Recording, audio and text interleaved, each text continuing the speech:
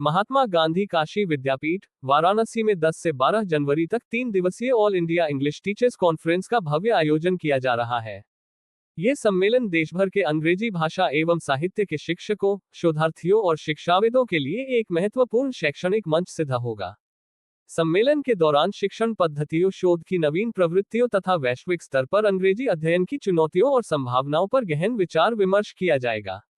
इस राष्ट्रीय सम्मेलन के अंतर्गत 11 जनवरी को association for English studies of India (ASI) का त्रिवार्षिक चुनाव भी संपन्न होगा। इस चुनाव में देश के विभिन्न विश्वविद्यालयों एवं महाविद्यालयों से लगभग 500 प्रतिनिधि भाग लेकर संगठन की नई राष्ट्रीय कार्यकारिणी के गठन हेतु अपने मताधिकार का प्रयोग करेंगे। इसी क्रम में ASI के चेयरमैन पद के प्रत्याशी प्रोफेसर डॉक्टर सुभाष गौतम ने JMS group of institutions, Hapur में एक प्रेस कॉन्फ्रेंस का आयोजन किया। तारांकन उन्होंने कहा कि यदि उन्हें संगठन का नेतृत्व करने का अवसर मिलता है, तो वे अंग्रेजी शिक्षकों के शैक्षणिक हितों की रक्षा, शोध को प्रोत्साहन तथा युवा शिक्षकों को राष्ट्रीय और अंतर्राष्ट्रीय मंच उपलब्ध कराने के लिए निरंतर कार्य करेंगे। उन्होंने संगठन को अधिक सक्रिय, पारदर्शी और शिक्षक केंद्रित बनाने की प्रतिबद्धता भी व्यक्त की। ये सम्मेलन और चुनाव न केवल संगठनात्मक दृष्टि से, बल्कि देश में अंग्रेजी शिक्षण के भविष्य को दिशा देने की दृष्टि से भी अत्यंत महत्वपूर्ण माना जा रहा है। सर, आज काशी विद्यापीठ में आयोजित all India English teachers conference को आप किस दृष्टि से देखते हैं, जो आने वाले 10 तारीख से 12 तारीख तक चलेगी? सबसे पहले तो मैं हापुड़ जनपद के सभी मीडिया प्रभारियों का, सभी उन बंधु वर्ग का आभार प्रकट करना चाहता हूं, जिन्होंने हमारी all India English teachers conference की वाइडर पब्लिसिटी की है। 10 जनवरी से 12 जनवरी तक महात्मा गांधी काशी विद्यापीठ वाराणसी में ये बहुत बड़ा सम्मेलन होने जा रहा है, जिसमें भारतवर्ष के भिन्न भिन्न विश्वविद्यालयों के, कॉलेजों के प्राध्यापक, प्रोफेसर्स प्रतिभाग करेंगे। 10 तारीख को कॉन्फ्रेंस का उद्घाटन होगा और 11 जनवरी को all India English teachers conference के उद्घाटन सत्र के बाद हमारा association for English studies of India AESI का त्रिवार्षिक चुनाव होगा, जिसमें विद्वान प्रोफेसर्स चुनाव में अपने पूरे प्रयास करेंगे। लगभग 500 शिक्षक वहां मौजूद रहेंगे, उनके पहुंचने की पूरी संभावना है और इस त्रिवार्षिक चुनाव में भी अपनी दिलचस्पी के साथ लोगों को वोट करेंगे और उस दिन शाम को 11 जनवरी को 8 बजे तक जो भी चुनाव अधिकारी हैं, महात्मा गांधी काशी विद्यापीठ वाराणसी की प्रोफेसर डॉक्टर निशा सिंह, वो विभागाध्यक्ष हैं, वो चुनाव अधिकारी हैं। रात्रि में ही 8-9 बजे तक इसका परिणाम भी आ जाएगा। सर, हापुड़ जनपद से इस राष्ट्रीय सम्मेलन में आपकी भागीदारी क्या है, महत्व है? मैं JMS group of institutions Hapur, Bhagwati group of institutions Ghaziabad का डायरेक्टर जनरल हूं। इस अंग्रेजी शिक्षक संघ में मैं लगभग पिछले लंबे समय से जुड़ा हुआ हूं। बरेली में भी मैंने महामंत्री का इलेक्शन लड़ा था, कुछ वोट से मुझे वहां हार भी मिली। मैंने और मेरे समर्थकों ने, जो शिक्षक साथियों ने, उन्होंने बड़ा मेरा मार्गदर्शन किया है, बड़ा उत्साहवर्धन किया है कि मैं भी वहां इस चुनाव में अपने आप को भागीदार बनाऊं तो मैंने जब पता लगा कि 10 से 12 जनवरी को वहाँ तिथि फिक्स हो गई है, तो मैंने अपना चेयरमैन पद के इलेक्शन के लिए अपने आप को प्रत्याशी के रूप में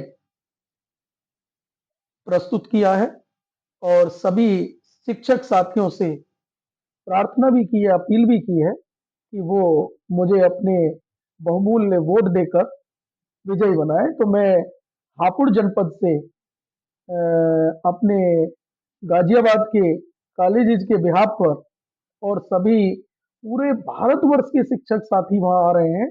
मुझे उम्मीद है कि मुझे उनका आशीर्वाद जरूर मिलेगा और मैं इसमें सभी का आशीर्वाद रहा, सभी का सहयोग रहा, तो मैं इसमें जीत भी हासिल करूंगा। देखिए, ये तो बहुत अच्छी बात है। अब आपसे मैं ये पूछना चाहता हूँ कि वर्तमान समय में अंग्रेजी शिक्षा को लेकर सबसे बड़ी शैक्षणिक चुनौती क्या है? मतलब शिक्षा के क्षेत्र में अंग्रेजी भाषा को लेकर सबसे बड़ी चुनौती क्या है? देखो, आजकल क्या है कि एनईपी 2020 जब से आया है, मैंने अपना एजेंडा भी बनाया है और मैं अपने एजेंडा को लोगों तक पहुंचा भी रहा हूं और सर्कुलेट भी उनको कर रहा हूं। मीडिया प्रभारियों को भी मैं इस बाबत अवगत कराऊंगा। एनईपी 2020 आने के बाद जो हमारा सिलेबस है वो चेंज भी हुआ है, उसको रोजगार परक बनाया जा रहा है और हमारे भारत सरकार की योजनाएं भी हैं कि जो डिफरेंट डिफरेंट फॉरेन यूनिवर्सिटीज हैं वो भी हमारी भारत में आए और उनके सेंटर्स भी खोले जाएं। तो उन सेंटर्स में हमारे अंग्रेजी साथियों को सेवा करने का अवसर भी मिले और वो लोग स्किल्ड हो। अच्छे टीचर्स अगर स्किल्ड होंगे तभी वो बच्चों को पढ़ा पाएंगे। तो उसके लिए भी पूरा हमारा जो ये अंग्रेजी का शिक्षक संघ है ये पूरी तरह से प्रयास करेगा। और 3 तरह की अंग्रेजी आज के टाइम में आ गई है। आपने बड़ा इंपॉर्टेंट क्वेश्चन पूछा है। ट्रेडिशनल इंग्लिश भी है, मॉडर्न इंग्लिश भी है और एक इंग्लिश भी आ गया है, तो उस पर भी बहुत जोर देना है और शिक्षक संघ इस पर पूरी तरह से अपने कार्य करेगा। विद्वान प्रोफेसर हैं, पूरे भारतवर्ष के विद्वान लोग जुड़े हुए हैं और इसका मुख्य उद्देश्य यह है कि वो एक ही प्लेटफॉर्म पर उपलब्ध हो और अपनी तरफ से अंग्रेजी के शिक्षकों को एक नई दिशा दशा दे सकें। ये एसोसिएशन का एक मुख्य उद्देश्य है। अच्छा, प्रोफेसर जी, आपके हिसाब से नई शिक्षा नीति जो है एनईपी के तहत अंग्रेजी शिक्षण में किन बदलावों की आवश्यकता है? एक आपसे केवल एक एडवाइस। देखो, काफी चेंज हुआ है। आज का जो टाइम है वो पोस्ट मॉडर्न एज है। इसमें बहुत सारे इंजीनियरिंग कॉलेजेज हैं, पैरामेडिकल कॉलेजेज हैं, प्रोफेशनल कॉलेजेज हैं। पहले डिग्री कॉलेजेज यूजी और पीजी स्तर पर चला करते थे, आईआईटीज हैं।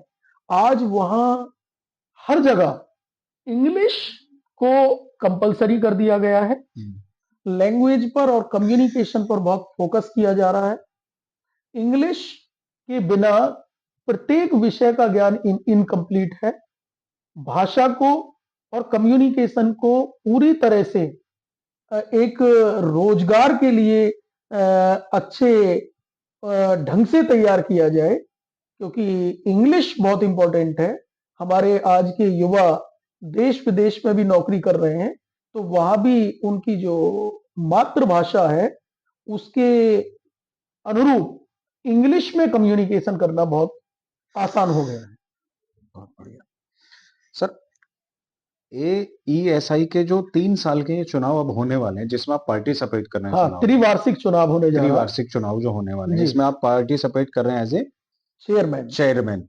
ठीक है, तो अगर आप जीतते हैं तो इसमें मतलब आपको क्या लगता है कि अंग्रेजी शिक्षकों को क्या नई दिशा मिलनी चाहिए? हाँ, क्या नई दिशा मिलेगी? हाँ, मैंने इस पर 10-12 पॉइंट्स पर काम किया है, जिसको आप मैनिफेस्टो कह सकते हैं, एजेंडा कह सकते हैं। मेरा मानना यह है कि देखिए, ये बहुत पुरानी एसोसिएशन है। इसके जो चेयरमैन पूर्व में बने हैं वो बहुत विद्वान बने हैं। वो देश के जाने पहचाने स्कॉलर्स इसके चेयरमैन रहे। तो बहुत पुरानी एसोसिएशन है मेरा इसमें मानना ये है कि अब इस एसोसिएशन का एक्सपेंशन होना चाहिए। एसोसिएशन को इंग्लिश की जो ये एसोसिएशन है, जो भारतवर्ष की बहुत पुरानी एसोसिएशन है, इसमें बहुत लोग जुड़ने चाहिए। प्रत्येक संपूर्ण भारतवर्ष से जितने भी हमारे यूनिवर्सिटीज हैं, सेंट्रल यूनिवर्सिटी हैं और स्टेट यूनिवर्सिटीज हैं, प्राइवेट यूनिवर्सिटीज हैं, गवर्नमेंट कॉलेजेज हैं, एडेड कॉलेजेज हैं, सेल्फ फाइनेंस कॉलेजेज हैं, इंजीनियरिंग कॉलेजेज हैं, उनके मैक्सिमम से मैक्सिमम जितने भी शिक्षक हैं वो हमारी एसोसिएशन के लाइफ मेंबर बनने चाहिए। उसके लिए हमें डोर टू डोर जाकर प्रयास करना पड़ेगा, तभी हमारा ये संघ भारत का सबसे मजबूत संघ के रूप में स्टैब्लिश हो पाएगा। बहुत बढ़िया। सर, इसमें एक सवाल और है, जेएमएस जैसे संस्थानों की भूमिका राष्ट्रीय स्तर पर कैसे मजबूत हो सकती है? जैसे कि अभी आप जेएमएस की तरफ से जा रहे हैं, ठीक है? तो इसमें अगर हम राष्ट्रीय स्तर पर देखें तो जेएमएस का तो काफ़ी नाम है, डिस्ट्रिक्ट में नंबर 1 पे हमें लगता है कि वो चल रहा है। जी। तो इसे मजबूती के लिए राष्ट्रीय स्तर पर मजबूत करने के लिए आपकी क्या सोच है? हाँ, देखिए ये बड़ा महत्वपूर्ण क्वेश्चन है। जी। मैं अपने जय मां सावित्री ग्रुप ऑफ इंस्टीट्यूशंस जो चौधरी चरण सिंह विश्वविद्यालय मेरठ से एफिलेटेड है, इसका प्राचार्य हूं और JMS group of institutions, JMS IT Bhagwati group of institutions Ghaziabad का ग्रुप के माननीय मैनेजमेंट ने मुझे बतौर डायरेक्टर जनरल प्रभार भी दिया हुआ है। जब मैंने संस्थान के प्रबंध तंत्र से अपनी ये इच्छा जाहिर की कि मुझे 10 जनवरी से 12 जनवरी तक वाराणसी में जाना है और वहां पर त्रिवार्षिक चुनाव भी है, तो मुझे वहां चेयरमैन पद पर इलेक्शन भी लड़ना है, ऐसी मेरी इच्छा है। तो संस्थान के प्रबंध तंत्र ने, माननीय चेयरमैन साहब ने, माननीय सचिव साहब ने, माननीय प्रबंध महोदय जी ने, सभी लोगों ने मेरा उत्साहवर्धन किया और मुझे इस बात से आश्वस्त किया कि अगर सर सभी सम्माननीय जो डेलीगेट्स हैं, जो प्रबुद्ध वर्ग है, उनका आपको आशीर्वाद मिलता है और आप इस पर जीत हासिल करते हैं, तो जेएमएस ग्रुप की तरफ से हमेशा के लिए JMS group Hapur, JMS IT Ghaziabad, Bhagwati institute of technology Ghaziabad और अपना सर सचिव भी हैं हमारे चेयरमैन साहब बांके बिहारी डेंटल कॉलेज के, तो ये हमारी चेयरमैन साहब की तरफ से मुझे एक सौगात मिली है, क्योंकि हम एनसीआर में रहते हैं, दिल्ली के पास रहते हैं। आप बड़े से बड़ा अधिवेशन इस संस्थान में करा सकते हैं, तो इतना बड़ा मुझे एक हौसला देना, ये किसी भी संस्थान के चेयरमैन के लिए बहुत बड़ी बात है। और मेरी उम्मीद भी है कि मैं सभी शिक्षक साथियों से अनुरोध करूंगा कि मुझे चेयरमैन पर उन लोगों का आशीर्वाद मिलता है, बहुत अच्छा है, नहीं भी मिलता है तो जेएमएस ग्रुप ऑफ इंस्टीट्यूशंस हमेशा से 1 डे कॉन्फ्रेंस, 2 डेज कॉन्फ्रेंस, किसी भी तरह की सेमिनार्स कराने के लिए पूर्ण रूप से हमेशा इस बात के लिए आश्वस्त करेगा। सर, इंग्लिश टीचर्स के इसमें जो अभी आपका ऑल इंडिया इंग्लिश टीचर्स का कॉन्फ्रेंस जो चालू होने वाला है 10 तारीख से, ठीक है? इसमें एकेडमिक गुणवत्ता को बढ़ाने में ऐसे सम्मेलन जो हैं कितने उपयोगी होते हैं? जो ये सम्मेलन होने वाला है पूरा, जी। तो ये एकेडमियों के लिए मतलब जो संस्थान हैं, जो कॉलेजेस हैं, उनके लिए कितना महत्वपूर्ण है? क्या इसका कितना इस सम्मेलन का कितना उन्हें उपयोगी हो देखो, सकता मैं है तो ये संस्थानों के लिए? कहूंगा जी। कि ये 100% उपयोगी है, हुँ। क्योंकि जिस संस्थान में conference, seminars, symposium, faculty development programs आयोजित किए जाते हैं, वो कहीं भी हो, पूरे भारतवर्ष में कहीं भी हो, सभी शिक्षक अटेंड करने के लिए जाते हैं, तो जो वह सीख कर आते हैं, जो विद्वान प्रोफेसर्स पढ़ाते हैं, जो पेपर्स वहां पर प्रेजेंट किए जाते हैं, जो टेक्निकल सेशंस वहां पर चलते हैं, जी। उसके बाद में जो क्वेश्चंस निकल कर आते हैं, उसका लाभ निश्चित रूप से वो सभी शिक्षक अपने शोधार्थियों को, अपने छात्र छात्राओं को देते हैं। क्योंकि देखिए, ज्ञान प्राप्त करने की कोई उम्र नहीं होती है, कोई सीमा नहीं होती है। Knowledge is endless. तो इनका मुख्य उद्देश्य यही है कि वहां भी टेक्निकल सेशंस आयोजित किए जा रहे हैं। 10 तारीख को जब कॉन्फ्रेंस का उद्घाटन हो जाएगा, तो 10, 11 और 12 तारीख को डिफरेंट डिफरेंट टेक्निकल सेशंस चलेंगे। वहां पर प्राध्यापक, शोधार्थी, पीजी के स्टूडेंट्स अपने अपने शोध पत्रों का वाचन करेंगे, और जो टेक्निकल सेशंस के चेयरमैन होंगे वो इस पर अपने व्यूज देंगे, और उनको डेफिनेटली रूप से अपने सजेशंस के साथ इतना मोटिवेट करेंगे कि उसका लाभ प्रत्येक इंस्टीट्यूट्स में जहां के टीचर्स जा रहे हैं उनके छात्र छात्राओं को भी मिले। सर, इस सम्मेलन से मिले अनुभव का लाभ आप हापुड़ के छात्रों और शिक्षकों तक कैसे पहुंचाएंगे, वो एक बार हाँ, बताएं। मेरा मुख्य उद्देश्य ये रहेगा जी। कि मैं अपने सारे एसोसिएशन के जितने भी पदाधिकारी होंगे, हम्म। बहुत जल्दी ही मैं हापुड़ जनपद में एक वनडे कॉन्फ्रेंस कराऊं, अपने कैंपस में कराऊं, और देश के विद्वान लोगों को बुलाऊं। उसमें हमारे सभी कॉलेजों के जो छात्र छात्राएं वो भी प्रतिभाग करेंगे, टीचर्स भी प्रतिभाग करेंगे, और सभी विश्वविद्यालयों के टीचर्स को भी निमंत्रण भेजा जाएगा। जब वो आएंगे और हमारे जेएमएस में कार्यक्रम को, एकेडमिक इवेंट को अटेंड करेंगे, तो निश्चित रूप से उनको लाभ मिलेगा। मैं अंत में मीडिया प्रभारियों का आभार प्रकट करता हूं, और मीडिया के माध्यम से जो सभी विद्वान प्रोफेसर हमारे 9 तारीख से ही वाराणसी में पहुंच रहे हैं, और 10 में कॉन्फ्रेंस का उद्घाटन होगा, 11 में त्रिवार्षिक चुनाव होगा।